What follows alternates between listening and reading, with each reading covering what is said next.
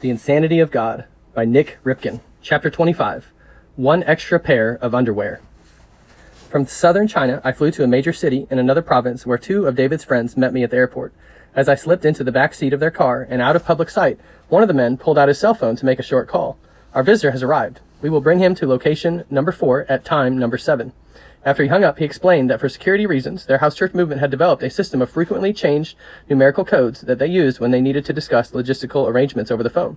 They never used names of people or places unless it was absolutely necessary. Even if the authorities happened to be listening to his phone conversations that day, they couldn't discern our plans, because the friend on the other end of the line was working with the same list of codes. He knew exactly where and when we were to arrive at our destination. Once we merged into heavy, late afternoon traffic on a major thoroughfare, my driver slowed down and lost all sense of urgency. I had plenty of time to get acquainted with my hosts as we drove what seemed to be a series of aimless, meandering, irregular circles around and through the city until the dead of night. We finally stopped on the perimeter of a sprawling intercity government housing complex, acres and acres of 15-story concrete gray rectangles looming up into the starlit sky. I stayed right on the heels of my guides as they hurried through the night shadows and darted around to the back side of an apartment building. They hurried me through a rear exit door and then rushed me up the back stairs and into a hallway where they proceeded to knock softly on one of the apartment doors. When the door opened, I was welcomed into the presence of 7 house church pastors and evangelists, 4 of whom I quickly learned had been recently imprisoned for their faith.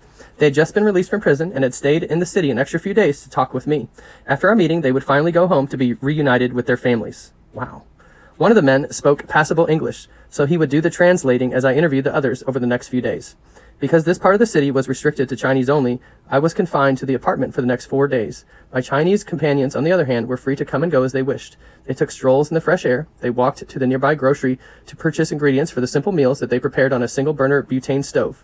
The 4 men who had just been released from prison clearly relished their freedom. Their stories were remarkable. I was especially intrigued by Pastor Chang. He was 83 years old and had been out of prison for 3 days. Pastor Chang had spent his entire adult life preaching and teaching the gospel and paying a high price for the privilege.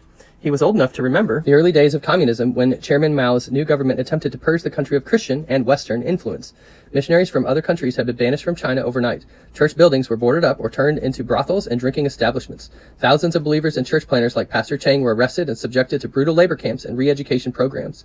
In fact, Pastor Chang had been sent to prison 3 different times. He first went to prison when he became a believer. A second time he went to prison for leading others to faith in Jesus and for planting a church. He was arrested and sentenced to prison a 3rd time for leading a house church movement. That kind of mistreatment was common in China. In fact, imprisonment was so common for believers that they would typically find themselves in prison with other believers. Small groups of believers in prison would band together for fellowship and study. They encouraged each other to share their faith, to win converts among their fellow prisoners, and to plant other small churches in various parts of the prison. Amazingly, there was a huge church planting movement within China's prisons. In prison, countless new converts were discipled. Eventually, they were released to return to home communities scattered throughout every region and province of the country. Returning home, they would either join the local house church or help start a new one. These house churches spread like wildfire across China. David Chen had already given me an excellent overview of Christianity's history and impact in China, and I had done additional research on my own. I felt that I had a good grasp of the major historical trends and milestones. Hearing the story fleshed out in the first-person narrative of an active participant in the fastest expansion of Christianity in the history of the world, however, was a remarkable privilege for me. Pastor Chang had not only survived his government's relentless campaign to wipe out the gospel's gains, he had also watched the number of Chinese believers multiply dramatically during his ministry. At a certain point, when there were too many pastors to imprison, the Communist Party changed its strategy and created the officially recognized and approved 3-Self Church as a means of regulating and limiting the spread of what they called this foreign religion.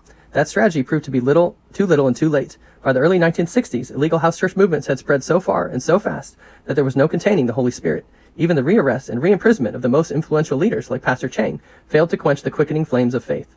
When Christianity was first outlawed, following World War II, the number of Chinese believers was estimated to be in the hundreds of thousands. This was the fruit of nearly a century of labor by Western workers who had not been allowed into China until the last half of the 19th century. By the time of Mao's Cultural Revolution, after more than 25 years of communist persecution, there were millions of Chinese believers worshiping secretly in house churches throughout the land. By 1983, estimates suggested that there were 10 million believers in China. By the time of my visit in 1998, after 50 years of governmental opposition to Christianity, no one knew for sure how many Chinese believers there really were. Many experts estimated that the number might be higher than 100 million and increasing daily. Before I would leave China, I was scheduled to meet personally with leaders of 4 different house church groups. Each group claimed more than 10 million members. The 7 men that I met in that apartment were all evangelist church planters in one of those movements. It seemed that Pastor Chang had lived through it all. Like the Apostle Paul, he had learned to be content regardless of his circumstances. Inside prison or outside of prison, he preached the same gospel message, and he discipled anyone interested in becoming a follower of Jesus Christ. Pastor Chang was like the Apostle Paul in another way, too. He devoted his life to mentoring and training younger believers, just as the Apostle Paul had done with young Timothy. Indeed, the 6 other men in the apartment with us, ranging in age from their 20s to their 40s, were Pastor Chang's Timothys, men he had led to Christ and mentored over the years. Pastor Chang's joy was obvious as he talked about his own faith journey and celebrated the way that his life had intersected with the lives of these other men. For 2 days, I listened as Pastor Chang quietly recounted story after story of God's faithfulness, protection, and provision over the many years of his spiritual pilgrimage.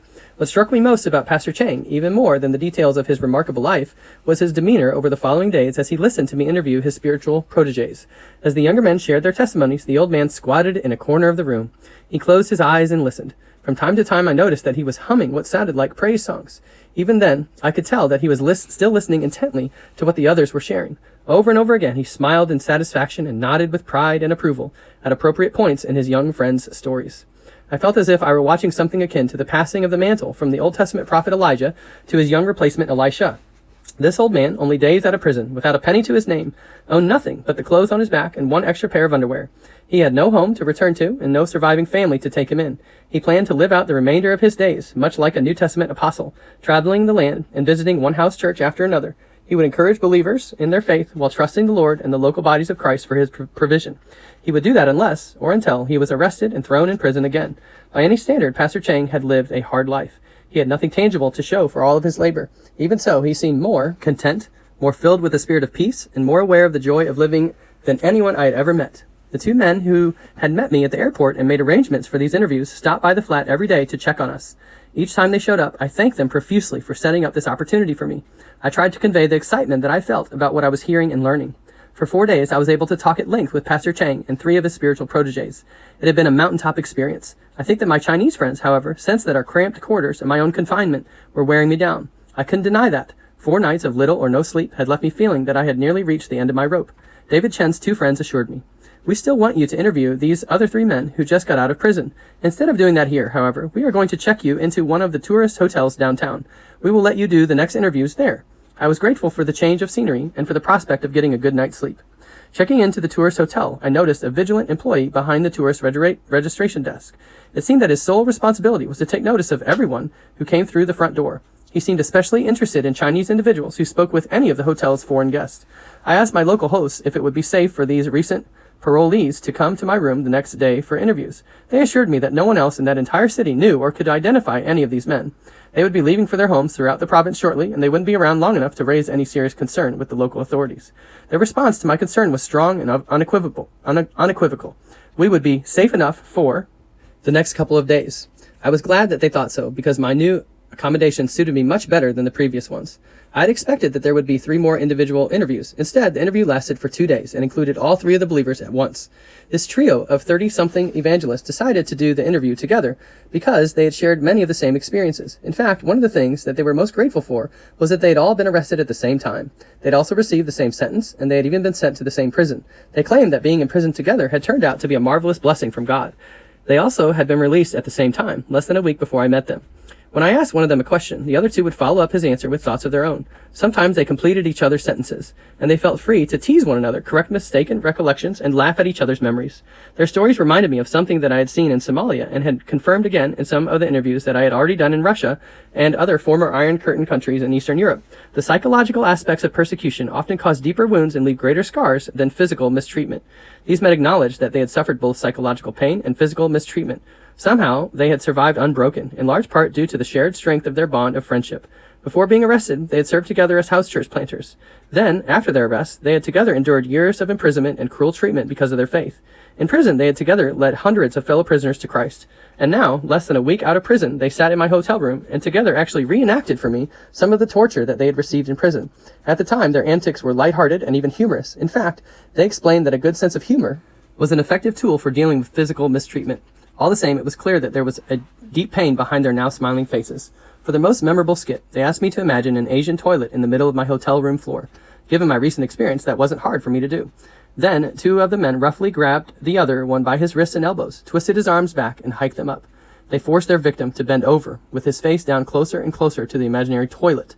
They turned and twisted the man's arms as if they were adjusting rabbit ears in Tenet on the top of an old television set. "Let's see what kind of reception you can get today," they taunted.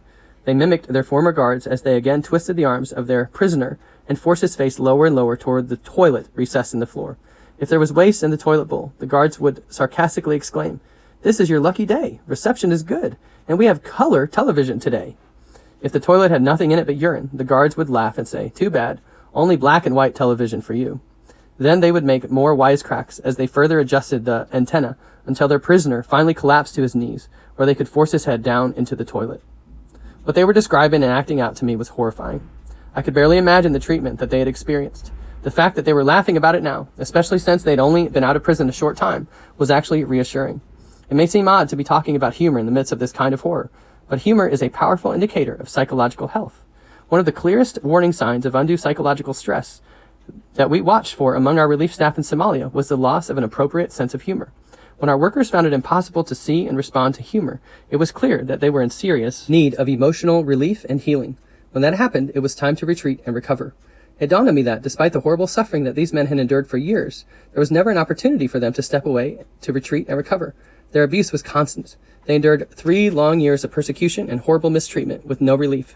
Still, somehow, when given the opportunity to share their ordeal, they were able to do that with healthy and healing humor. Clearly, the persecution that had been designed to break their spirits had failed to do that. The persecution that had been designed to intimidate these men of faith into silence had failed to do that.